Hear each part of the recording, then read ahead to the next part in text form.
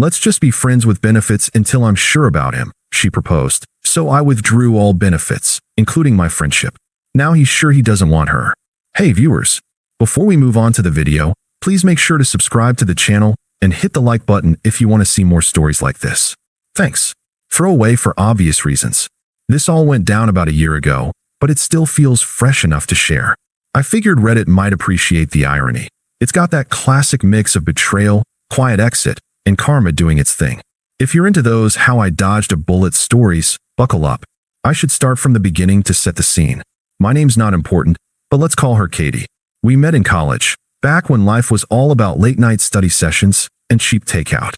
I was the steady one, majoring in engineering, always planning ahead. Katie was studying marketing, full of big ideas and that infectious energy that made everything feel exciting. We clicked right away. After graduation, we moved in together to this cozy apartment in the city, splitting rent and building what I thought was a solid future. For the first couple of years, things were great. I was loyal to a fault. I turned down a job offer that would have meant relocating because Katie was just starting at her agency and didn't want the disruption. Instead, I took a local gig as a project engineer, decent pay, stable hours, so I could be there for her. And I was. When she hit a rough patch at work, getting passed over for a promotion and dealing with some anxiety from the stress, I was her rock. I'd come home, make dinner, listen to her vent for hours. There were nights I'd stay up researching coping strategies or just holding her while she cried about feeling stuck. I even dipped into my savings to cover her therapy sessions when her insurance fell short. "You're my safe place," she'd say, curling up against me. It felt good, like I was building something real. But looking back, there were signs I ignored. Katie started getting more into social media for her job, posting about living your best life and all that. She'd scroll through influencers' feeds and make these offhand comments. "God, look at his adventures. Why don't we do stuff like that?" I'd laugh it off, suggest a weekend trip, but she'd wave it away, saying she was too busy. Then came the late nights, networking with colleagues. She'd come home tipsy, talking about this guy Alex from a partner firm, how charismatic he was, how he just got the industry in a way I didn't. I chalked it up to professional admiration. After all, I trusted her. We were committed. We'd talked about marriage someday, kids even. I was the guy who remembered anniversaries with handwritten notes and her favorite flowers. Sacrifices? Yeah, I made them. Like the time I canceled a guy's trip to the mountains because her family was in town and she wanted me there for support. Her mom was going through a divorce, and Katie insisted it would be awkward without me playing buffer. So I stayed, mediated the drama, and watched my buddy's photos roll in without me. Things escalated subtly. Our intimacy dipped, not drastically, but enough that I noticed. She'd be affectionate one day, distant the next. I tried talking about it, but she'd brush it off with work stress, or, "I'm just tired." I believed her because why wouldn't I? I was all in. Then, about 6 months before the blow-up, she started going to these industry mixers more often. Alex's name popped up a lot. He's got this wild story from backpacking in Europe, or, "Alex says the market's shifting. I need to level up." I felt a twinge of jealousy, but pushed it down. I wasn't the insecure type. Instead, I doubled down on being supportive, helping her prep presentations, celebrating her small wins. Hell, I even suggested she pitch a collaboration with Alex's team if it helped her career. That's how committed I was, putting her growth first, even if it meant sidelining my own ego. It all came to a head one Friday evening. I'd gotten off work early, picked up ingredients for her favorite pasta dish, thinking we'd have a chill night in. The apartment smelled like garlic and basil when she walked in, but her face wasn't right. Distracted, fidgety. She set her bag down and said we needed to talk. My stomach dropped, but I kept it together, plating the food like nothing was wrong. We sat at the kitchen table, and that's when she laid it out. She pushed her plate away after a couple bites, like the food I'd made was suddenly unappetizing. "Look," she started, not even meeting my eyes at first. "I've been thinking a lot about us. About where I'm at in life." I nodded, staying calm, though my mind was racing. Was this about moving? A job change? But no, she kept going. "I met someone. At one of those mixers. Alex, the guy I've mentioned? He's different. Exciting. We clicked, and we've been talking a lot." I set my fork down slowly. "Talking?" I asked, keeping my voice even. Inside, it felt like the floor was tilting, but I wasn't going to lose it. "Not yet." "Yeah, talking. And more, okay? We've gone out a few times." Nothing serious yet, but I feel like there's potential there. He's got this energy, this drive. It's making me realize I've been settling a bit with us." She finally looked up, her tone shifting to something almost casual, like she was discussing weekend plans. "Don't get me wrong, you're great. Stable, sweet. But I need to explore this. See if it's real." I leaned back, processing. "So you're breaking up with me?" I said it flatly, no accusation, just clarifying. She fidgeted with her napkin, twisting it in her hands. "Not exactly. I mean, I don't want to lose you completely. You're my best friend, right? The physical stuff between us is still good, comfortable. So what if we just shift things? Like, be friends with benefits for a while, until I'm sure about him. That way, I get space to figure it out, and you still get the perks. No strings, no drama. It's mature, don't you think? If you really care about me, you'd want me to be happy." Her words hung there, smug in their logic, like she'd rehearsed this pitch. I could see the entitlement in her eyes, the way she assumed I'd jump at scraps because I'd always been the reliable one. "Perks?" I echoed, still calm, though the betrayal burned. "You want me as a backup while you test drive someone else?" She rolled her eyes a little, like I was overreacting. "Come on, don't make it sound like that. It's not a demotion, it's practical. We've got history. Alex is fun, but who knows? If it doesn't work, we could pick up where we left off. And in the meantime, we keep the good parts, the sex, the hanging out, without the pressure of labels. It's win-win. Lots of people do this nowadays. It's evolved." "Evolved?" I repeated, tasting the word.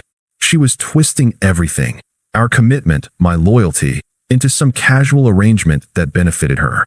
The hypocrisy hit hard. I'd been her emotional safety net for years, and now she wanted to keep the benefits while chasing excitement? And if I say no? I asked, my tone steady. She shrugged, a bit dismissive now, like she'd expected pushback, but not outright refusal. "Then I guess we're done. But that'd be stupid.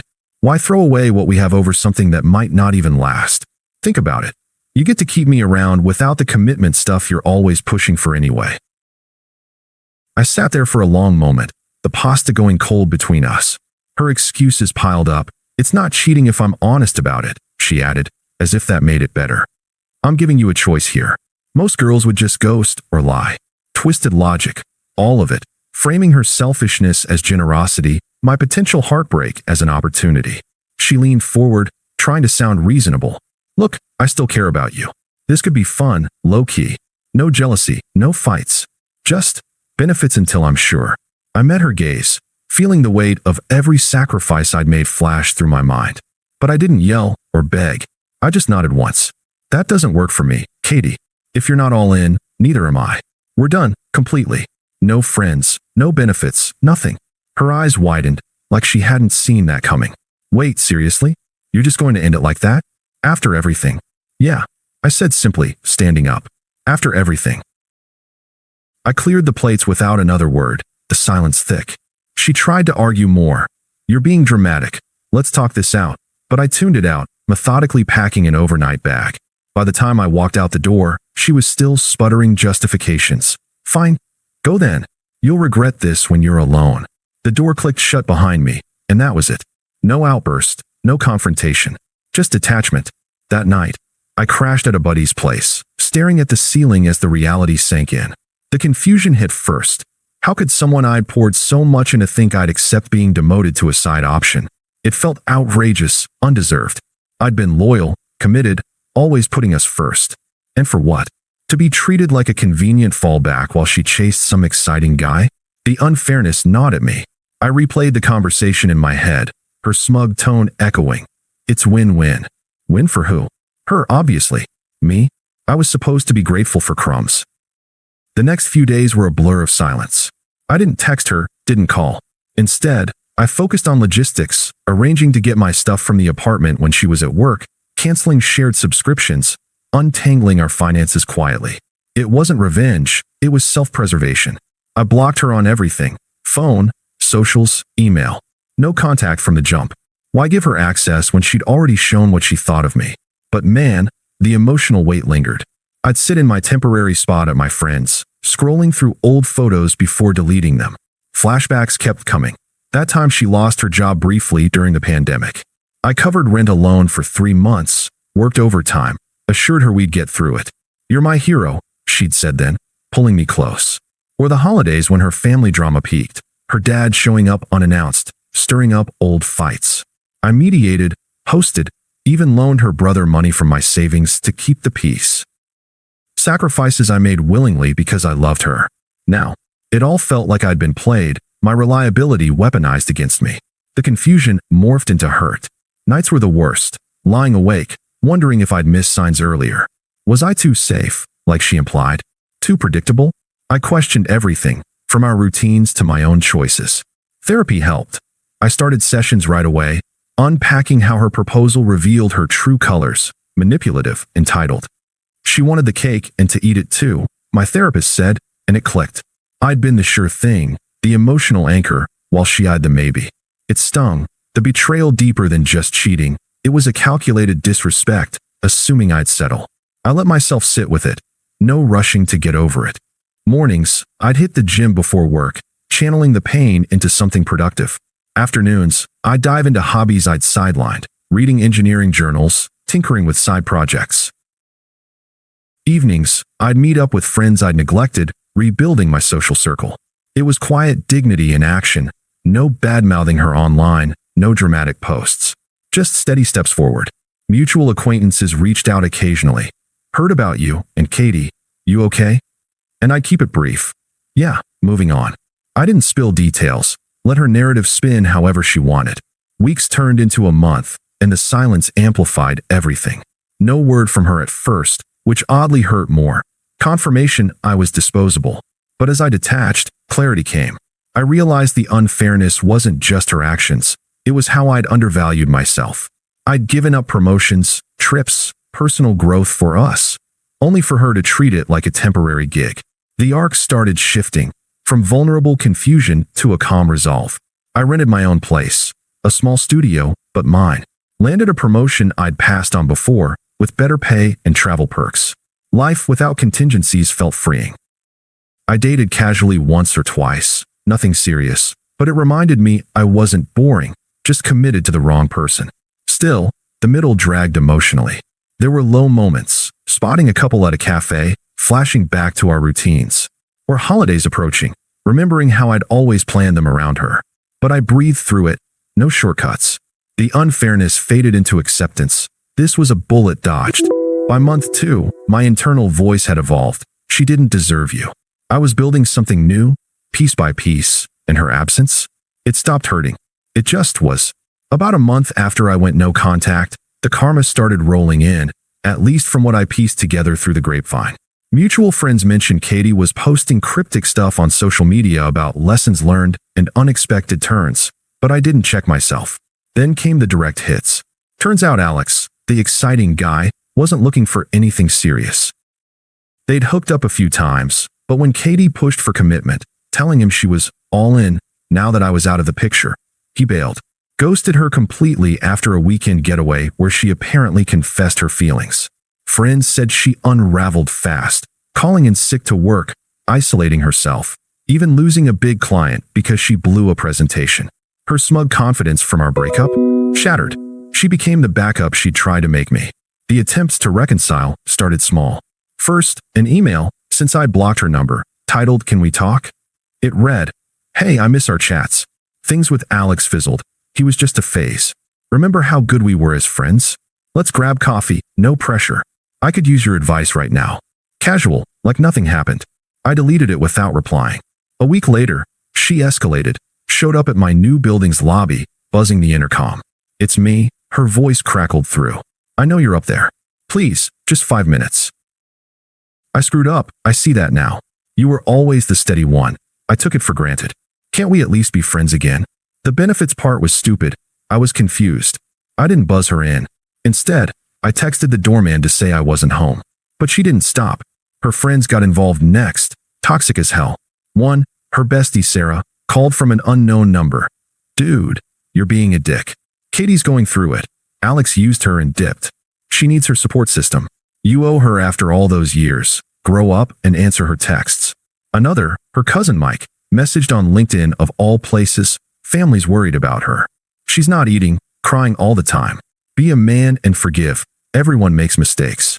Don't make this harder than it needs to be." Unpleasant, pushy, like I was the villain for setting boundaries. By the third attempt, desperation turned to anger.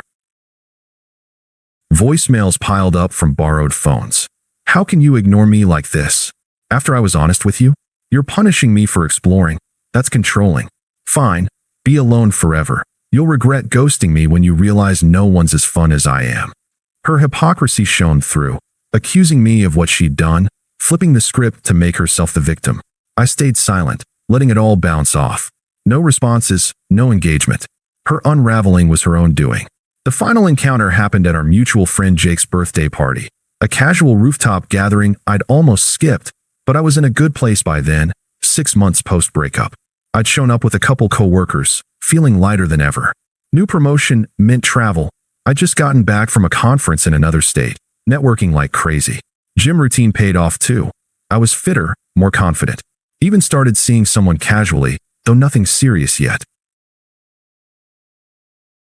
Katie was there, looking worn, forced smile, solo in the corner. Our eyes met across the crowd, and she beelined over, cornering me by the bar. "Please," she started, voice low but urgent, glancing around like she didn't want a scene. "I need to say this. Alex was a mistake. He never wanted more, just used me for fun. I see now what I had with you. Stable, real. I was an idiot proposing that FWB crap. I was scared of committing fully. Can we start over? Even as friends first? I've changed, I swear." She reached for my arm, but I stepped back calmly, treating it like a bad business pitch.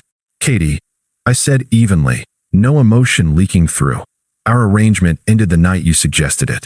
You wanted benefits without commitment. I chose none. That's done." Her face crumpled, desperation peaking. "But I miss you. Us. You're thriving. I can tell. Let me be part of that again. I'll make it up to you." I shook my head, ghosting her emotionally right there, like she was a stranger from another life. "I've built something better without you. New job, new routines, new people. You're not relevant to any of it anymore. This conversation? It's closed. No sympathy, no sorry it didn't work out. Just facts." She stood there, powerless, as I turned back to my group, laughing at a joke. The power flip was clear. She was desperate. I was indifferent. She left early, alone. Looking back, that chapter closed for good. I'm in a great spot now, promoted again, traveling for work, even dating someone who values commitment without games. Katie? Last I heard through the vine, she's still single, jumping from fling to fling, but I don't think about her. Lesson learned: don't settle for being anyone's backup. If you've been through something similar, drop your stories below. Thanks for watching. Make sure to subscribe to the channel and hit the like button. What do you think about this story? Share it in the comments.